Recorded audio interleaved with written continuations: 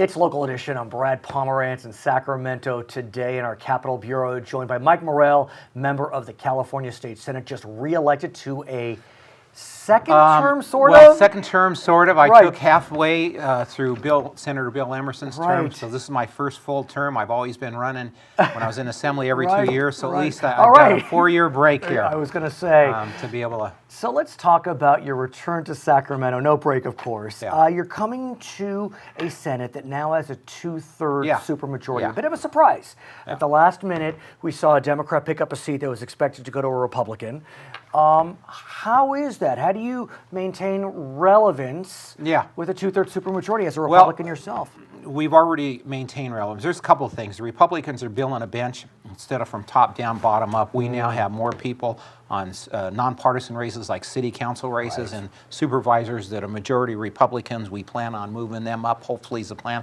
But also Reagan said that if you can't make the politicians feel, or if you can't make the politicians see the light, make them feel the heat.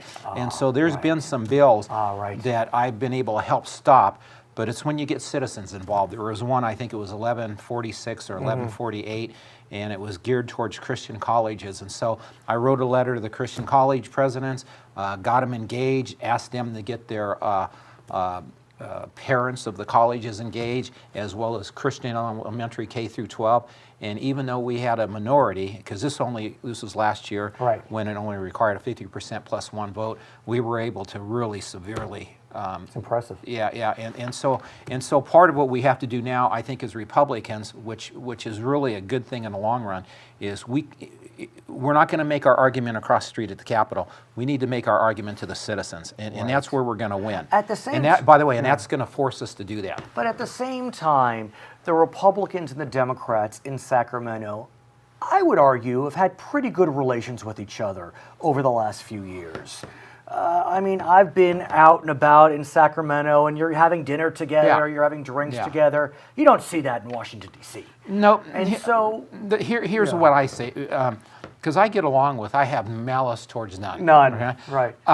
And cheerful persistence, polite, but our ideologies were completely different. Right. And it's always been that way. Yes, we get along, but when I first got here, and I didn't check these stats out, but our Republican minority leader said that we get about 92% of our votes turned down, from the Dems. So we don't get much through. But at the same time, because you do have those relationships, even though you may feel differently about their positions philosophically, you can get legislation through. I mean, Governor Brown signs Republican bills. Yeah, so I think somehow you're doing something right. In the last session or the last 2 years, I think I had 9 or 10 bills signed in, and some of them were actually meaningful. One of them was to help, 2 of them were to help vets. One was if a vet returns from battle, and if he's been gone from college for more than 2 years, he loses his credits. So we got that extended to 5 years. And so, so we've had some significant things. I wouldn't call them home runs, but I've gotten a lot of singles and doubles, and eventually you drive in runs. Well, let's talk about a home run that was hit by Donald Trump in November. Yeah, that was quite a surprise to many. But he's now our president. The challenge becomes, while Democrats and Republicans in Sacramento, philosophically different but get along well, I mean, the level of vitriol, hostility. I mean, you had several members of the House not attend the inauguration. How does California Which, by the way, that seems to happen every time we get a president. This seems like a much I heard bigger. the numbers were pretty close to the same. Oh, really? Lewis said it was John Lewis, the first inauguration that he won't attend. But he didn't attend the first Bush inauguration. Exactly. Meaning W. Exactly. But my point is that how does California now play in this sandbox? Is it Democrat? Well, they don't want to play with Eric Holder coming on board.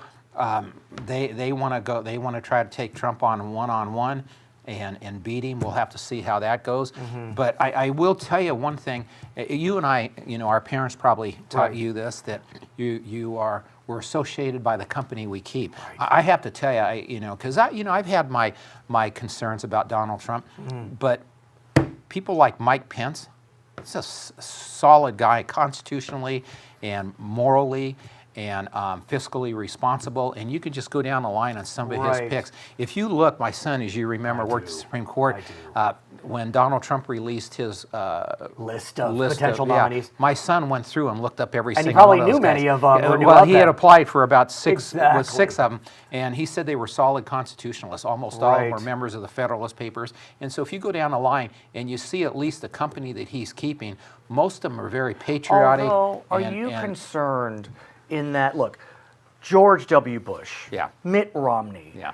these are gentlemen that their modus operandi was to be collaborative. Yeah. I don't know that one would argue that Donald Trump is collaborative. No. And so to the extent that he surrounds himself with good people, like Mr. Pence, who's been in Congress and a governor of Indiana, where do we go with that? Well, again, I think, a good staff, whether you're in a private sector or the public, can make or break you. And he's choosing some good people. I mean, look, Jeff Sessions is a very honorable man for the Justice Very Department. controversial. Very controversial. Yeah, but they're on things that aren't, I don't think, big ticket issues. Remember, the Dems are accentuating things that really, politics. embellishing. Yeah, it's Politics. politics. But, he's a good moral man, solid guy. He's principled, and he understands his Constitution. I think he's going to be a person who's going to bring law and order to our country. That's one of the things, our last president, he was sort of a lawless president, where, our police officers, the number of killings has doubled, 100% increase.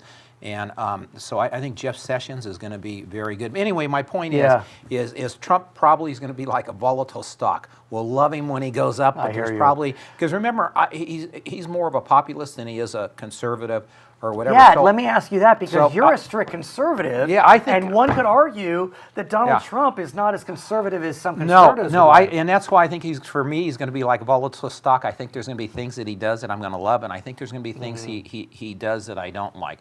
And so we'll have to see. But I wonder, look, George W. Bush entered the White House in 2001, and the nation was very divided. What happened in Florida, et cetera.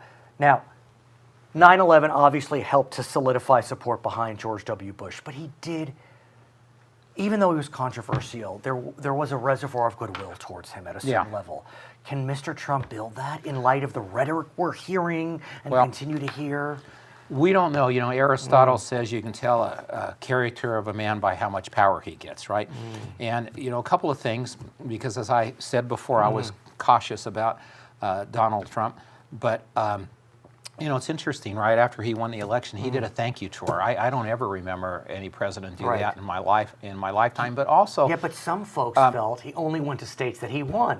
Well, but that was those blue states to thank them. The pickup states. Because it'd be tough. He spoke in probably 100 places, and he had a short amount of time. And I think another thing too is he